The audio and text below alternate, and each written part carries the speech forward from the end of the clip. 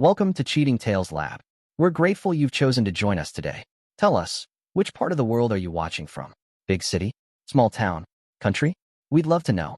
Now, let's dive into today's story. Chapter 1. Foundations of Sand.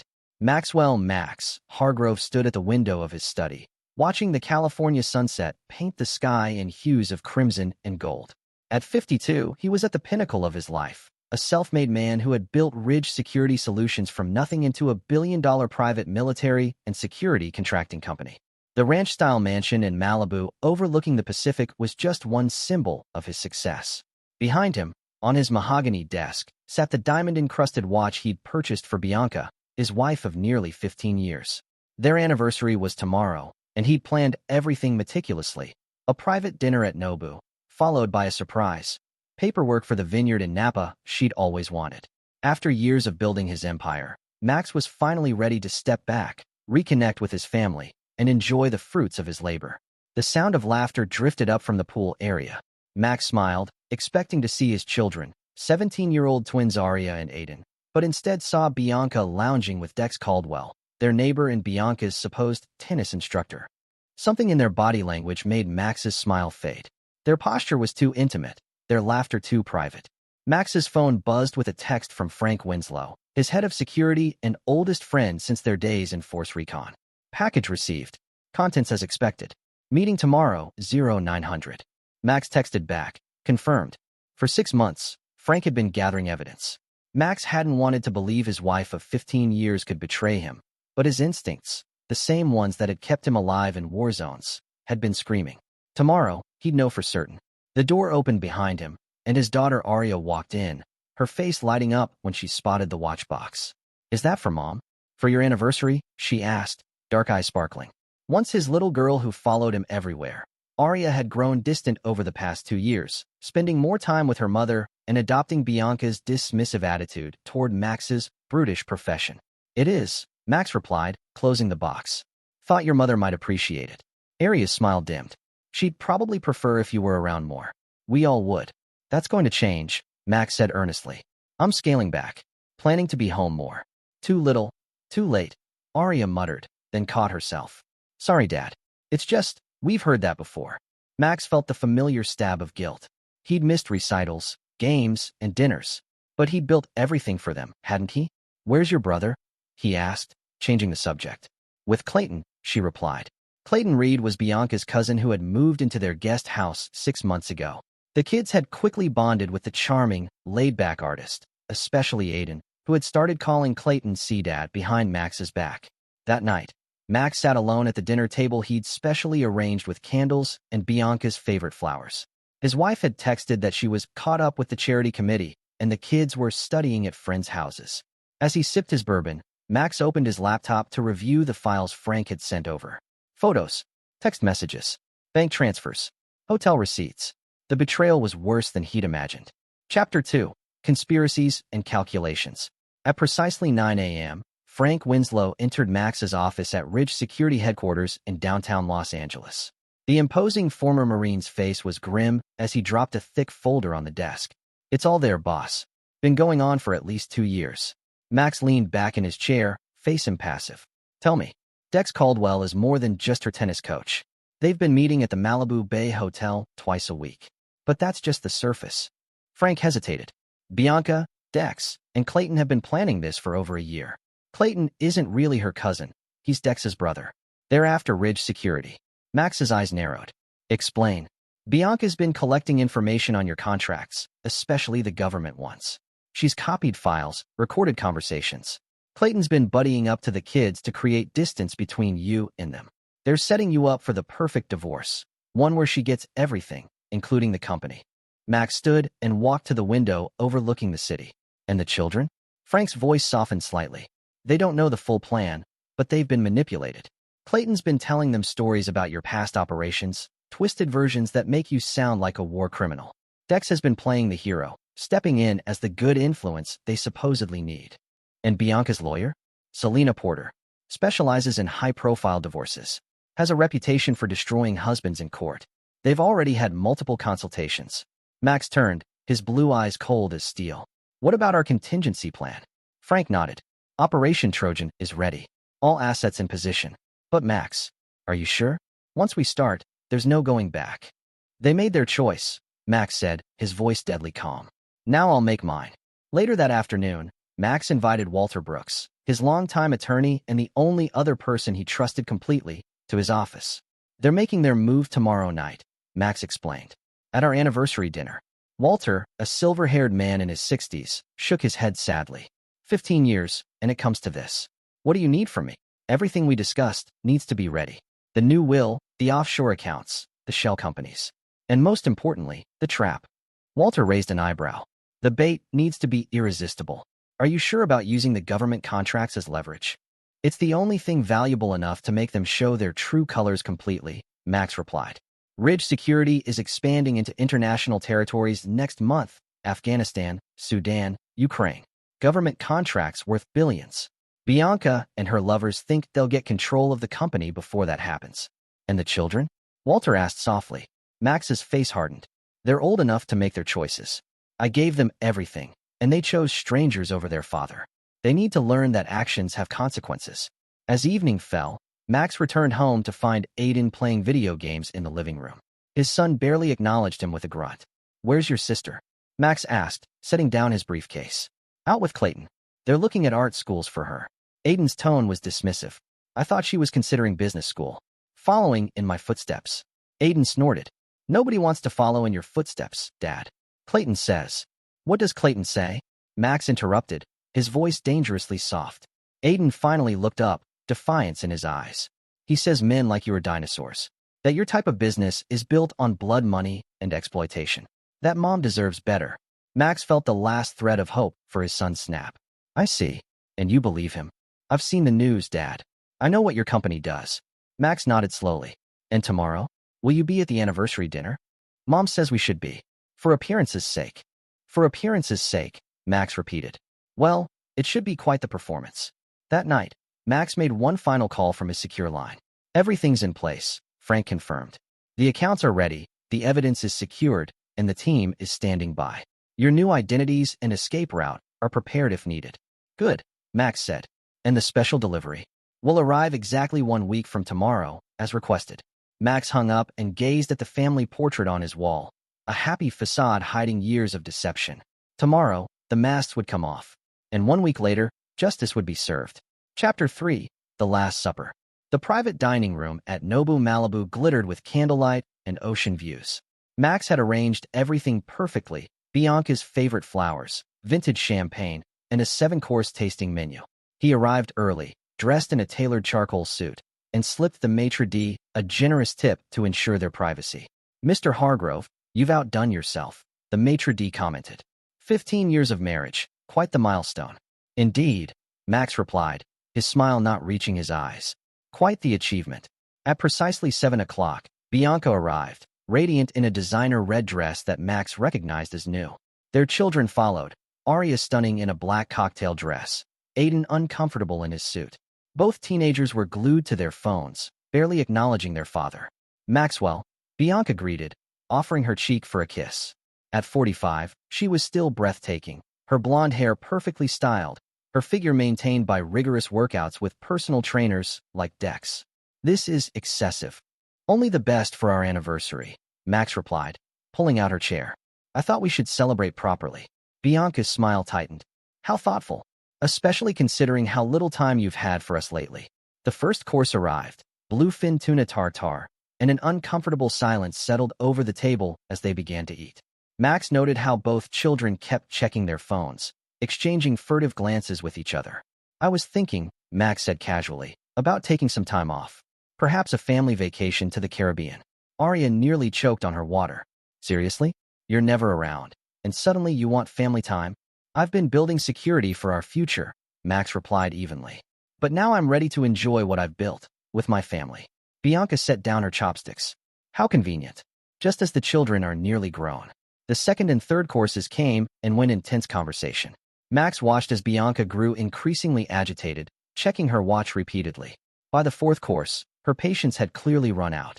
I think it's time, she said, nodding at Aiden, who pulled an envelope from his jacket and slid it across the table.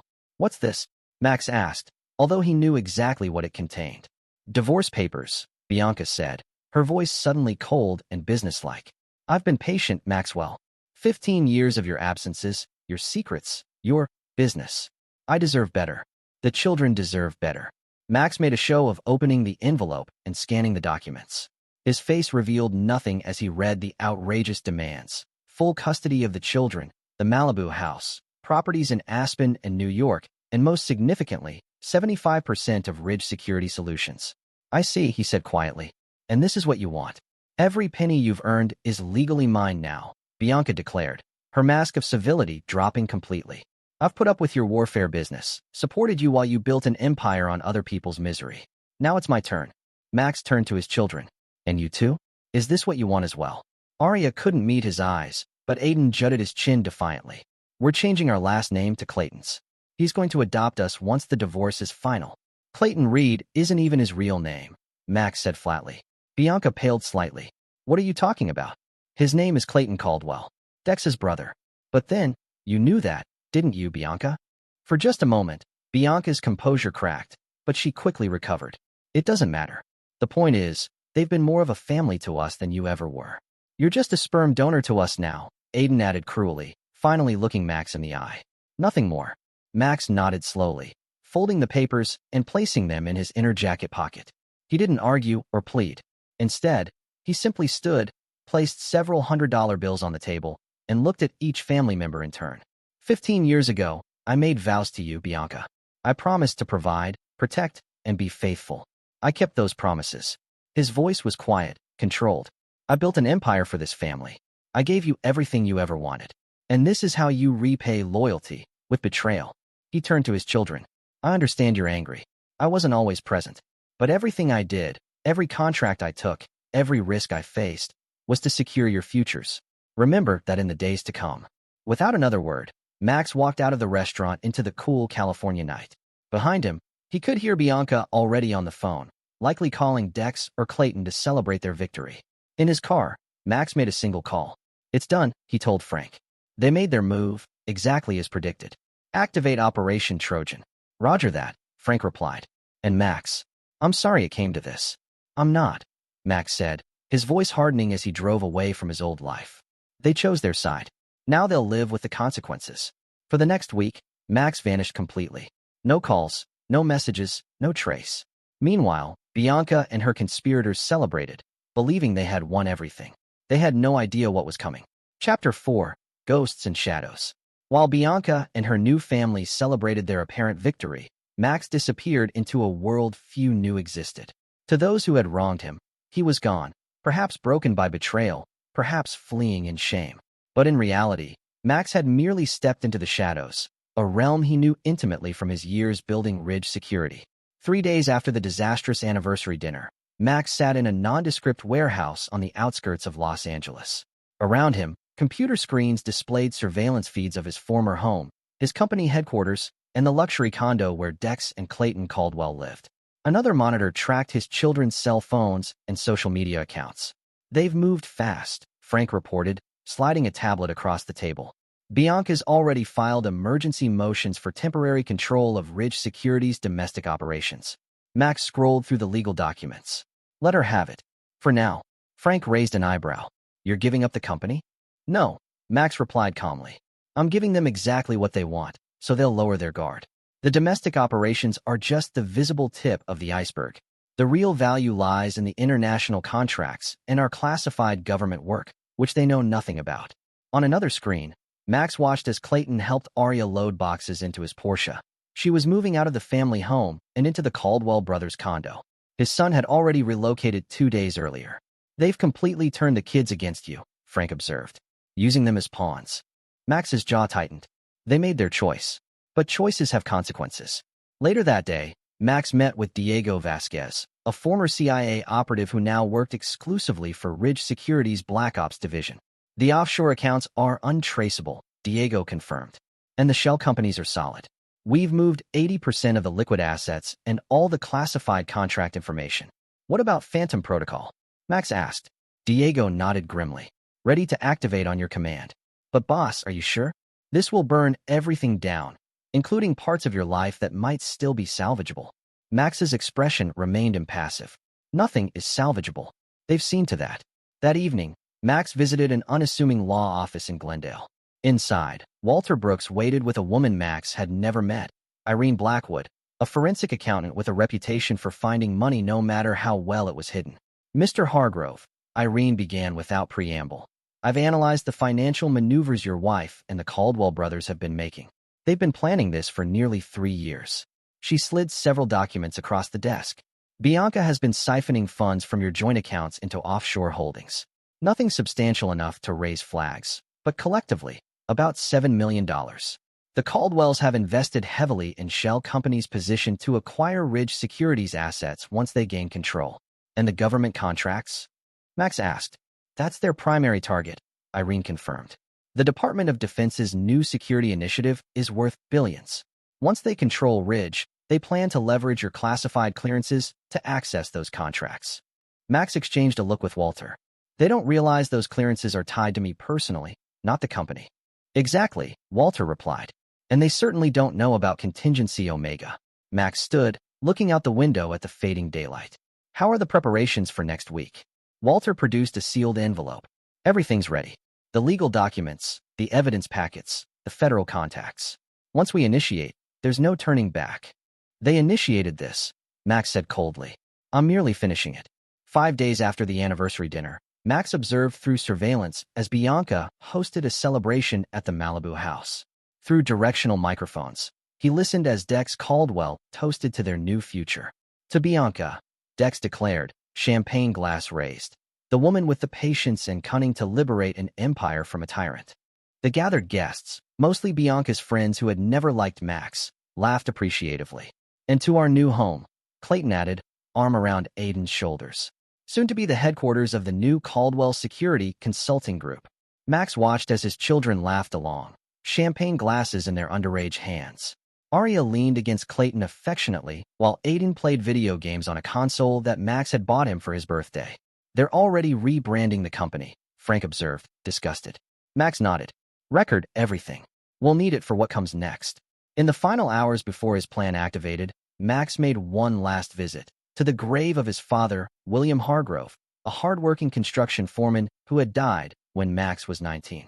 You always said a man's word was his bond, Dad, Max murmured, placing a single stone on the headstone, a tradition from his father's mining background.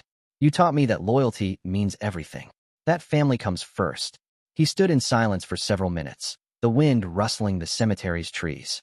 Tomorrow, I honor those lessons, not by forgiving betrayal, but by ensuring it has a price. Chapter 5. The Architect of Ruin.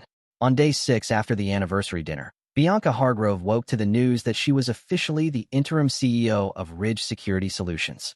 The judge, swayed by her legal team's arguments about Max's abandonment and erratic behavior, had granted emergency control pending the final divorce settlement. The Caldwell brothers wasted no time moving into Max's corner office at Ridge headquarters. By noon, they were already meeting with the executive team, outlining their vision for the company's new direction. What they didn't know was that every word was being recorded, every email monitored, every phone call tracked.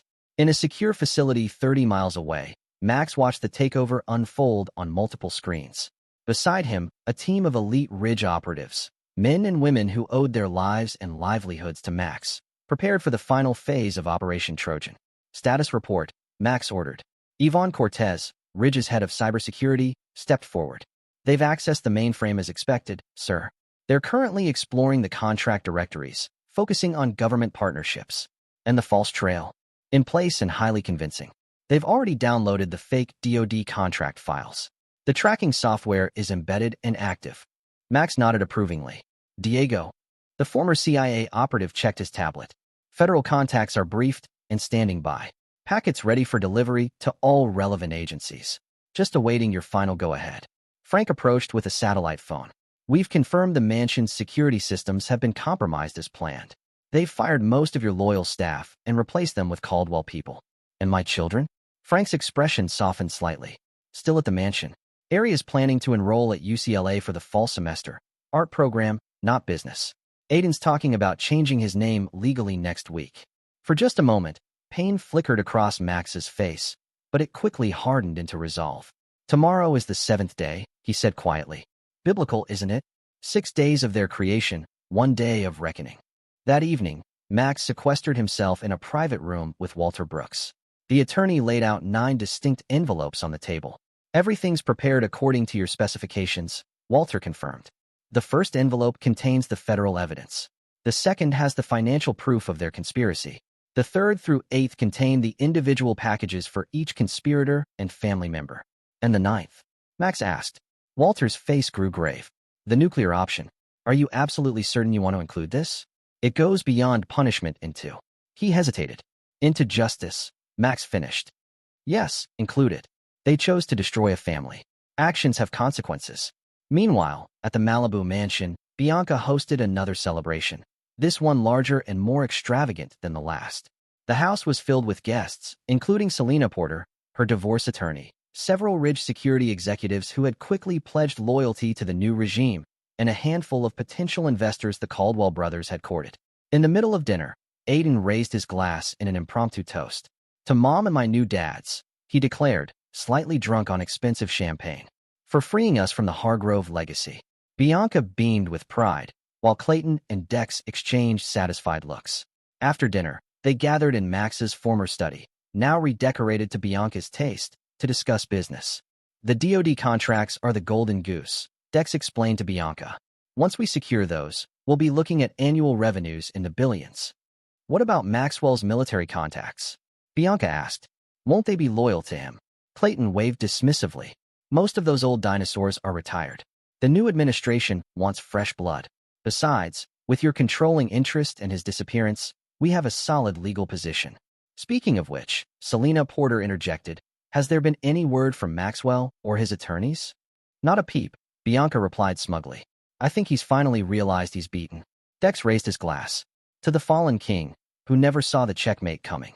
As midnight approached, Max made one final call, to a secure line connected to a very specific government office. This is Hargrove, he identified himself.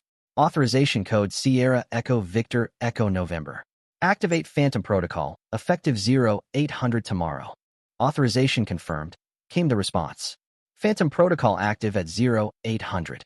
Be advised, Mr. Hargrove, this is irreversible. I'm counting on it, Max replied before hanging up. In the pre-dawn hours, as his former family slept soundly in the home he had built, Max drove to a private airfield where a Ridge security helicopter awaited. As he boarded, Frank handed him a secure tablet. The final checklist, boss. Once you sign off, everything launches automatically. Max reviewed each item methodically, then pressed his thumb to the biometric confirmation box. It's done, he said, looking out as the helicopter lifted off. By this time tomorrow, they'll understand exactly what they've awakened. Chapter 6, 0 Hour. At precisely 8 a.m. on the 7th day after the anniversary dinner, Operation Trojan activated. Bianca Hargrove was enjoying breakfast on the terrace of the Malibu mansion when her phone pinged with a news alert. Her coffee cup froze halfway to her lips as she read the headline. Ridge Security in Crisis.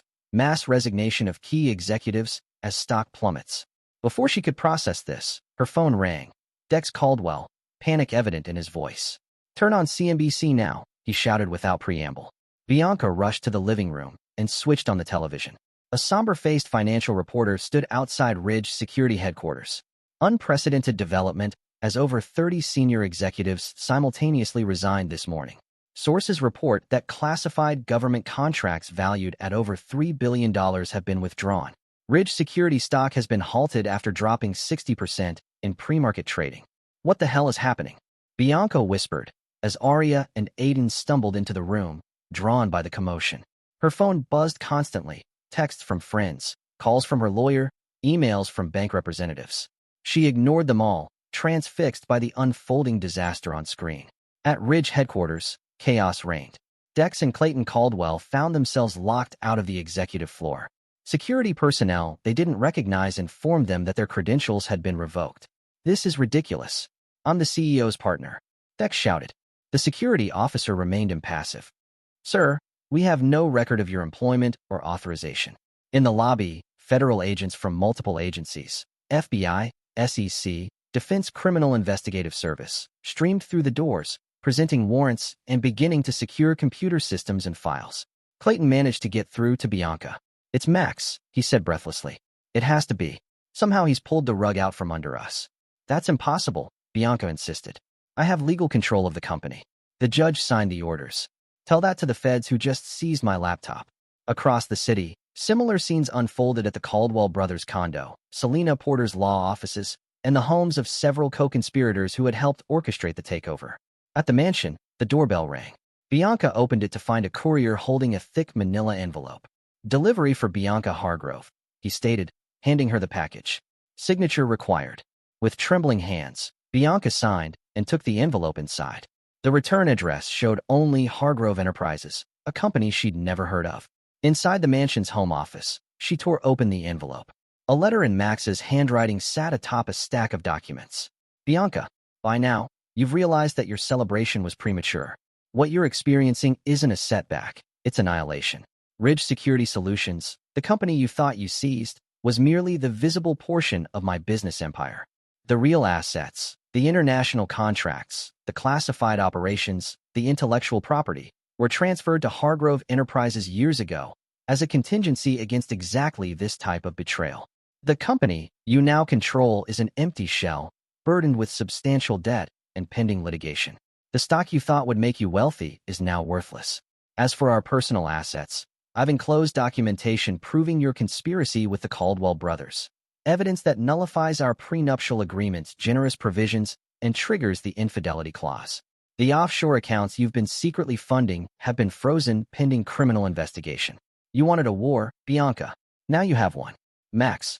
Bianca frantically paged through the documents, financial records, surveillance photos, transcripts of conversations she thought private. Everything meticulously documented, damning beyond question. Her phone rang again, this time her bank. With growing horror, she learned that all accounts were frozen pending investigation of financial fraud. Her credit cards had been canceled. The mortgage on the mansion, which she thought paid off, had been transferred to a new entity that was now demanding immediate payment. In his bedroom, Aiden received his own envelope. Inside was a shorter note. "Son, you declared me just a sperm donor. Very well. All financial support, including your trust fund, college tuition, and allowance, has been terminated. The cars, credit cards, and other benefits provided by your sperm donor have been revoked. You chose your side. Live with it. Your former father." Similar envelopes arrived for Aria, Clayton, Dex, and everyone else involved in the conspiracy. By noon, their world had completely unraveled. The mansion's utilities were shut off. Security personnel, not the regular team, but strangers with military bearing, arrived to secure the property pending ownership resolution. Luxury cars were towed away. Cell phone services discontinued. In a final, devastating blow, evidence of the Caldwell brothers' past frauds, carefully compiled by Max's team, was delivered to federal prosecutors, resulting in their arrest on multiple charges including conspiracy, wire fraud, and identity theft. As Bianca sat in the darkened mansion, her children shell-shocked beside her, her phone rang one last time before its service cut off. The caller ID showed unknown, but she knew who it was. "Maxwell, please," she began, her voice breaking. "We can talk about this. There's nothing to discuss." Max's voice came through, cold and implacable. "You conspired to steal my life's work. You turned my children against me. You made your choice, Bianca. The kids had nothing to do with this. They're innocent. They're 17, not 7. They chose to reject their father and embrace criminals instead. Actions have consequences. What do you want?" Bianca whispered, tears streaming down her face. "Money? The house. What will it take to end this?" "You still don't understand," Max replied quietly. "This isn't a negotiation. This is justice." The line went dead. As darkness fell on the 7th day, Bianca and her children huddled in the mansion, all their plans in ruins, their futures uncertain. And Max? He watched from afar, his revenge just beginning.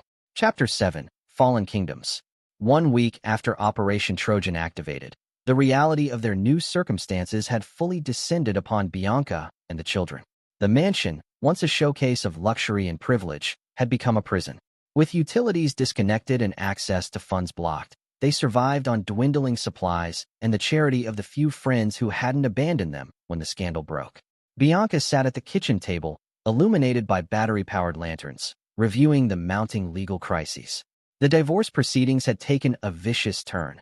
Max's legal team had presented evidence not only of her infidelity, but of criminal conspiracy. The judge, previously sympathetic to her claims, now regarded her with obvious contempt. Ridge Security Solutions, or what remained of it, had filed for bankruptcy protection. The Golden Goose government contracts had vanished, transferred months earlier to Hargrove Enterprises, a separate company Max had established as a contingency. The domestic security business, which Bianca now technically controlled, was weighed down by massive debt and pending lawsuits from clients and partners. Dex and Clayton Caldwell remained in federal custody, denied bail due to flight risk. Their extensive criminal history, meticulously documented by Max's team, included similar schemes targeting wealthy individuals across 3 states. The brothers faced decades in prison if convicted on all charges.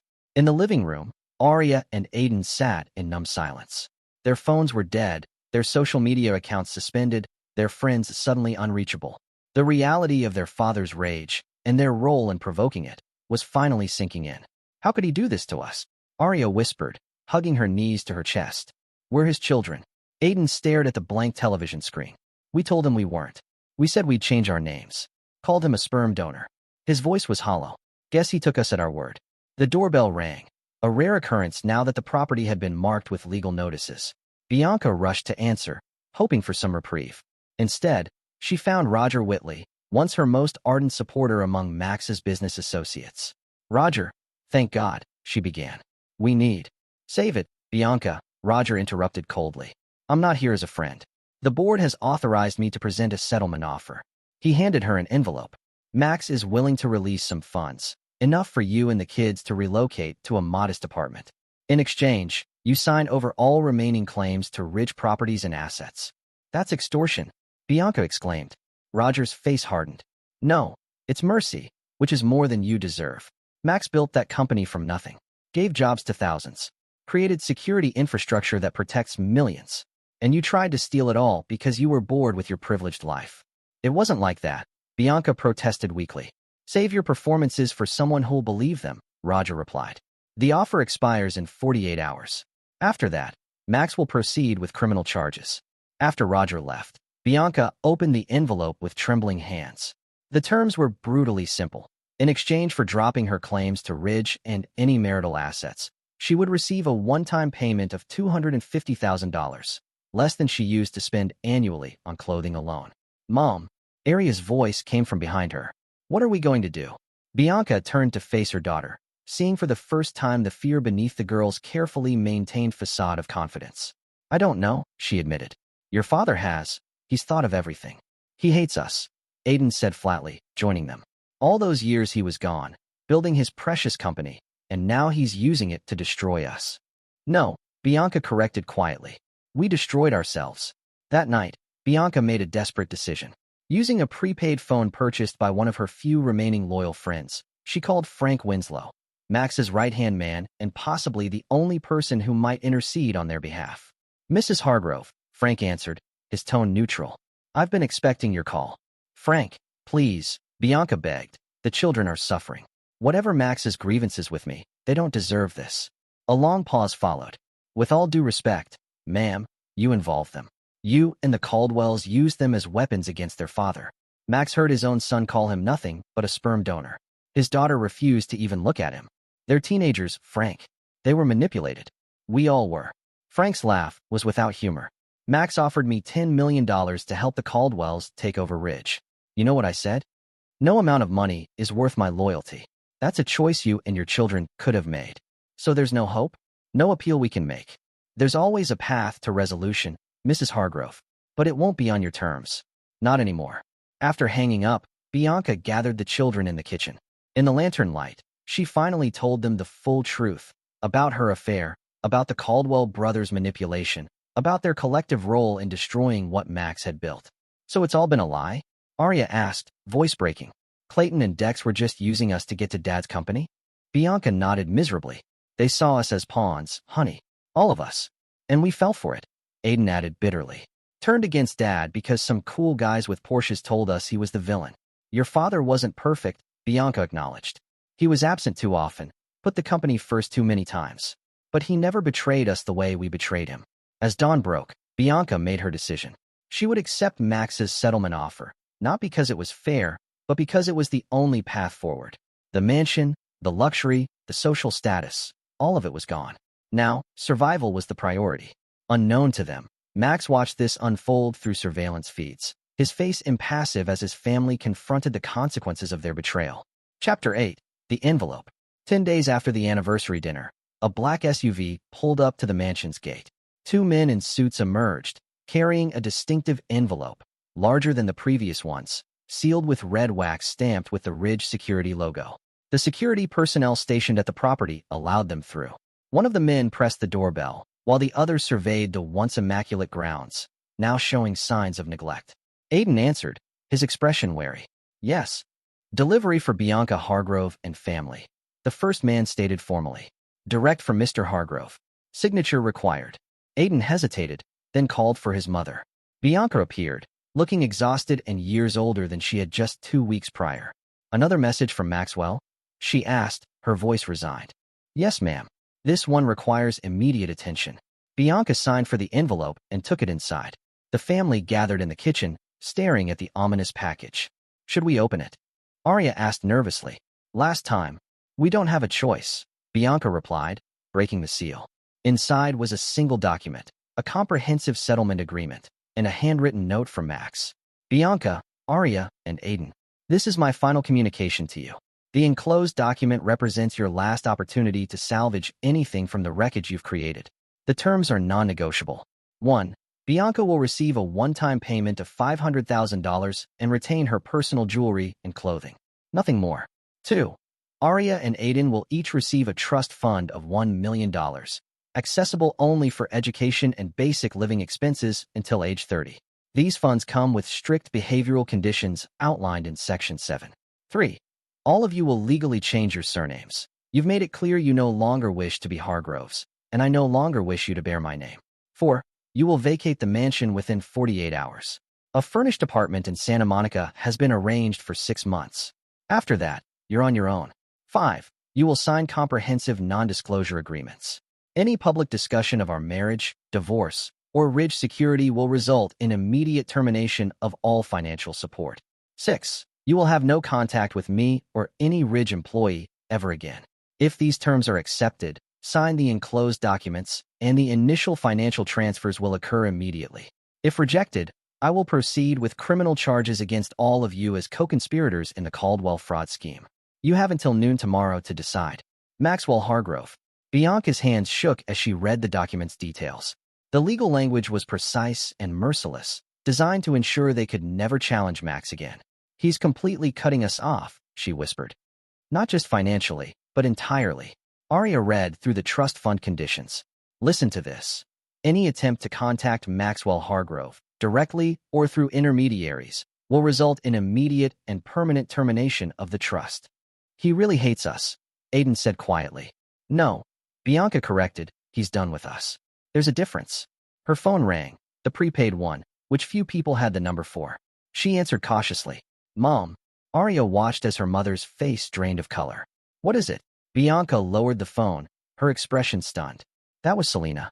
The federal prosecutor has offered the Caldwell brothers a deal, reduced sentences if they testify against co-conspirators. She swallowed hard. Including me. And potentially you too, as accessories. What? Aiden exclaimed. We didn't do anything illegal. You accessed your father's private files, Bianca reminded him grimly.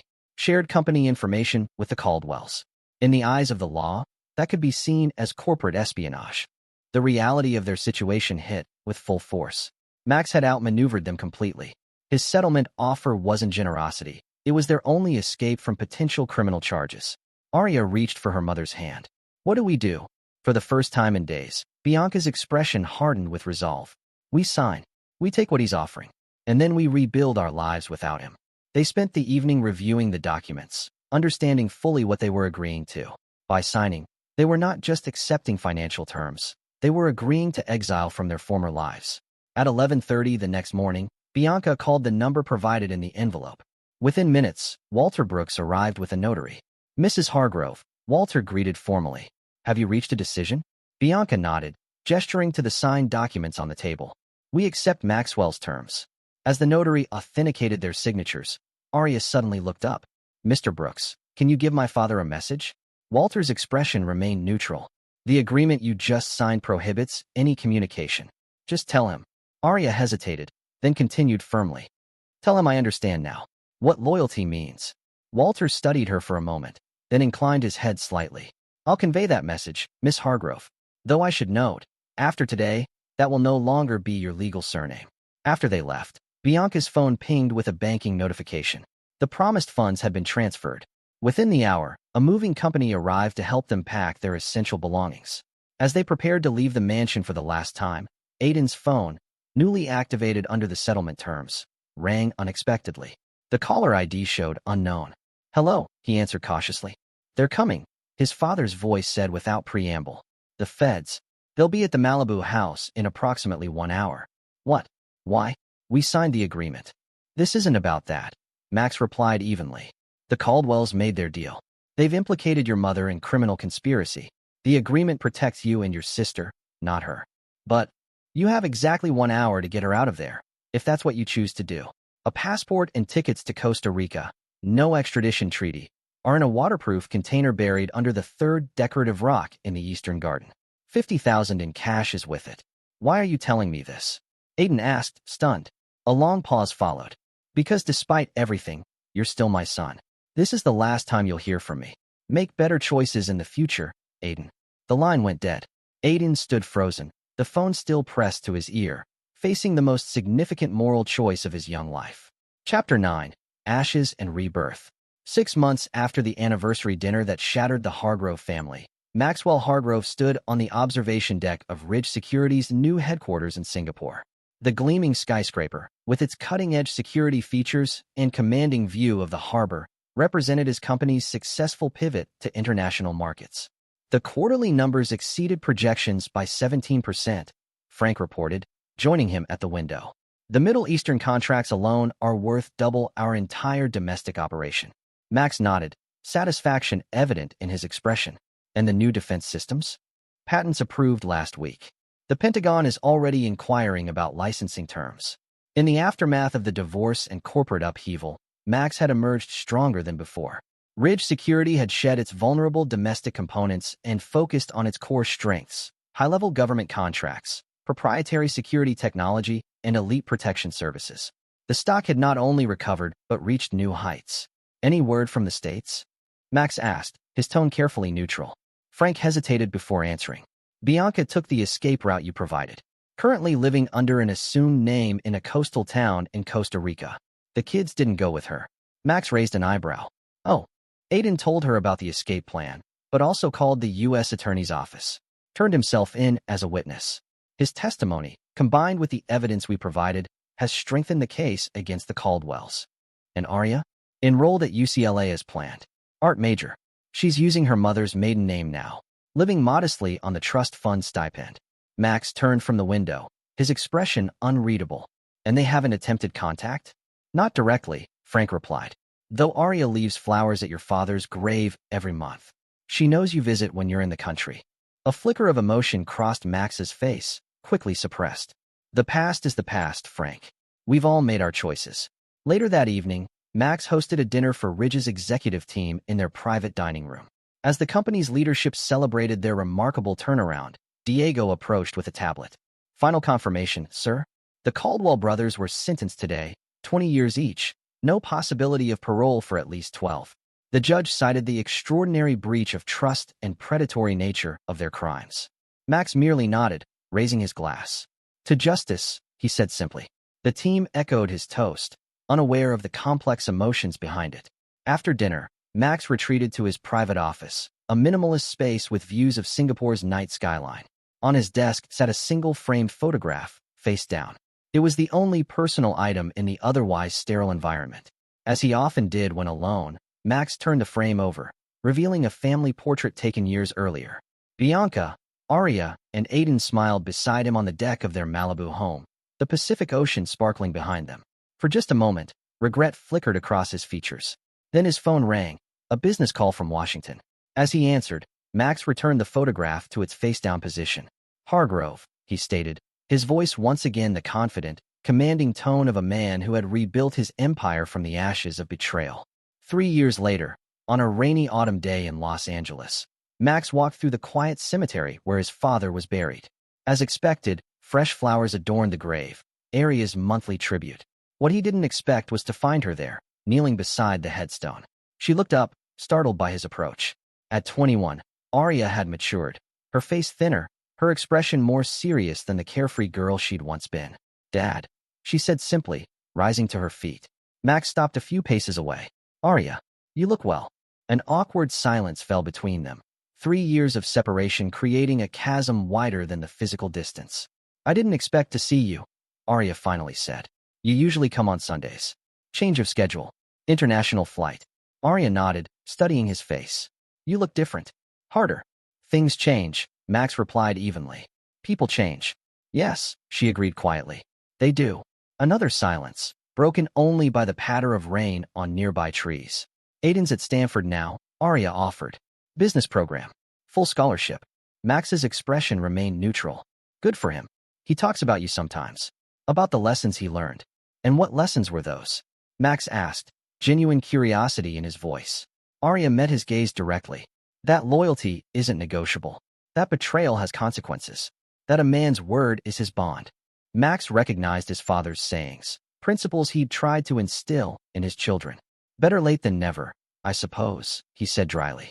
Aria took a deep breath. "I know we can never go back. I know what we did was unforgivable. But I wanted you to know that we understand now. What it cost you to build what you built. What we threw away." Max studied his daughter, searching for signs of manipulation or deceit. He found none. Only the sincere regret of a young woman who had learned harsh truths about consequences. "Understanding is valuable," he acknowledged. "Though it doesn't change the past." "No," Aria agreed. "It doesn't." She hesitated, then reached into her bag and withdrew an envelope. "This is for you. Aiden and I wrote it together. It's not a request for reconciliation or money. Just an accounting of what we learned, what we regret. You don't have to read it." She placed the envelope on top of her grandfather's headstone. "We don't expect forgiveness, Dad. We just wanted you to know that your lessons weren't wasted. Just delayed." Max made no move to take the envelope. "And your mother?" Aria's expression hardened. "I haven't spoken to her in over 2 years. Neither has Aiden. Her choices. Her consequences." Max nodded, understanding perfectly. The rain began to fall harder, but neither moved. "I should go," Aria said finally. "My flight leaves in a few hours." "Where to?" "Singapore, actually. Art therapy internship." Something flickered in Max's eyes. "Interesting choice." "It seemed right," Aria replied simply. "Goodbye, Dad."